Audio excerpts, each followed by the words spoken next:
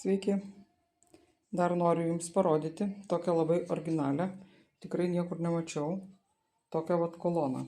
Įsivaizduojate, čia yra kolona, jį puošta vynuogių lapais, vynuogėmis, gėlėmis, išpuošta, apačioje ten tik tai lapai.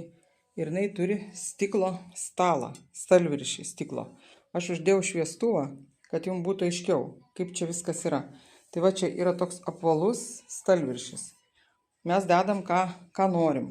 Galim laikyti gėlės, galim dėti amforas, galima dėti vazas. Žodžiu, o aš turėjau tokį šviestuvą žalvario. Tikrai šviestuvas yra neeilinis. Labai labai gražus, labai tikrai įspūdingas, tokia grynai klasika. Tai uždėjau ant šitos kolonos. Bet čia atskiri daiktai visai. Įdėjau, kad jūs suprastumėt, ką galima laikyti ant šitokios gražios kolonos. Tai matot, kaip jinai įdomiai, įspūdingai atrodo. Tada čia yra stiklas ir jis neužsitamsina, kaip paprastos kolonos, daleiskim, aš turiu ir akmens koloną, bet jau tos grožio kojos mes nematom, o čia per stiklą matosi viskas. Ir tą, ką mes pasidėjom ant to stalelio, ir šitas visas stovas matosi. Tai tikrai labai toks įdomus, originalus dalykas.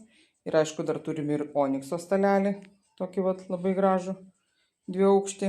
Aš čia turėjau gėlės, tai parodžiau, kad galima ir gėlės statyti. Žodžiu, kam įdomu, kas susidomėjote, lauksiu jūsų visų žinučių.